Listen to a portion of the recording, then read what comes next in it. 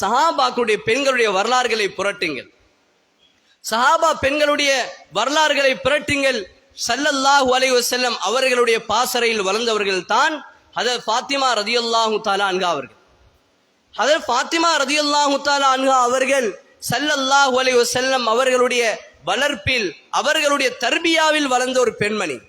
திருமண வயது வந்ததும் பொருத்தமாக தெரிந்த அது அலி ரலியல்லாஹு தஆலா அன்ஹு அவர்களுக்கு திருமணம் செய்து கொடுக்கிறார்கள்.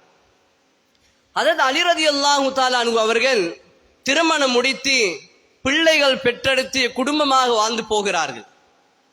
ஹஜ்ரத் அலி ரலியல்லாஹு தஆலா அன்ஹு அவர்கள் மார்க்கத்தின் போர்க்களங்களுக்காக வேண்டி, தீனுக்காண்டி தியாகம் செய்வதற்காண்டி பல இடங்களுக்கு செல்ல வேண்டிய அவசியம் அவர்களுக்கு இருந்தது. இதனால் தன்னுடைய மனைவியை விட்டுவிட்டு அது அலி ரலியல்லாஹு தஆலா அன்ஹு அவர்கள் ஒரு நீண்ட தூரம் பயணம் போயிருந்தார்கள். திரும்பி வந்து பார்க்கின்ற பொழுது தன்னுடைய அருமை மனைவியினுடைய உடம்பில் ஒரு வகையான சோர்வை உணர்ந்தார்கள். அவருடைய உடம்பிலே ஒரு வகையான கலக்கம் இருந்தது. இதனை கவனித்த அது அலி ரலியல்லாஹு தஆலா அன்ஹு அவர்கள் தன்னுடைய அருமை மனைவி ஃபாத்திமாவிடம் சொன்னார்கள், என்னுடைய அருமை மனைவியே, அல்லாஹ்வுக்காக வேண்டி என்னை மன்னித்துக் கொள்ளுங்கள். நான் அல்லாஹ்வுடைய தீனுக்காக வேண்டி போர்க்களத்துக்கு சென்றிருந்தேன். உங்களுடைய உடம்பில் ஒரு வகையான சோர்வை நான் உணர்கிறேன்.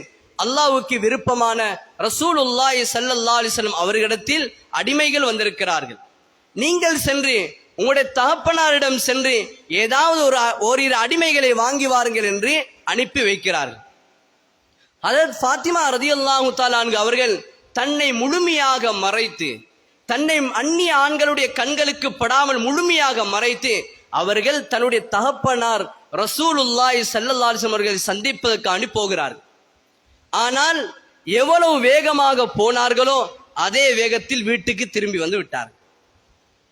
ஹஜ்ரத் அலி ரலியல்லாஹு தஆலா கேட்டார், என்னுடைய அருமை மனைவியே, இப்போது நான் வீட்டிலிருந்து சென்றீர்கள், இவ்வளவு நேர காலத்தோடு வந்து விட்டீர்கள், என்ன நடந்தது என்று கேட்டார்கள். வாப்பாவோடு பேசினீர்களா, அடிமைகளை கொண்டு வந்தீர்களா என்று கேட்டார்கள்.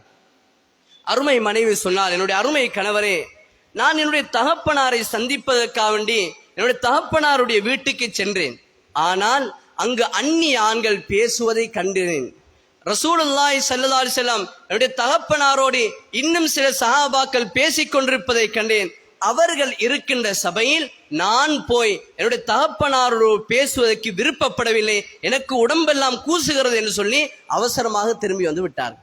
அன்பார்ந்த அல்லாஹ்வின் நல்லடியார்களே, யோசிக்க வேண்டிய விடயம், தன்னை பெற்றெடுத்த தகப்பன், தனக்கென்று உரித்தான ஒரே ஒரு தகப்பன், அல்லாஹ்வுக்கு நேசமான ஒருவர், சஹாபாக்கள் ஈமானுடைய அந்தஸ்தில் உயர்ந்தவர்கள் நிறைந்த சபை, தன்னை முழுமையாக மறைத்து கொண்டு சென்ற பெண்மணி, கணவனுடைய அனுமதியோடு சென்ற பெண்மணி, ஆனால் அந்நிய ஆண் இருக்கின்ற சபை, என்னுடைய தகப்பனாக இருந்தாலும் அந்த சபையிலே அந்நிய ஆண்கள் இருக்கிறார்கள், அந்த சபைக்கு நான் போகக்கூடாது என்று தவிந்து கொண்டார்கள். இதுதான் சஹாபா பெண்களிடத்திலே இருந்த அந்த வெட்கத்தினுடைய வெளிப்பாடு. வெட்கத்தை இவ்வளவு தூரம் நேசித்தார்கள்.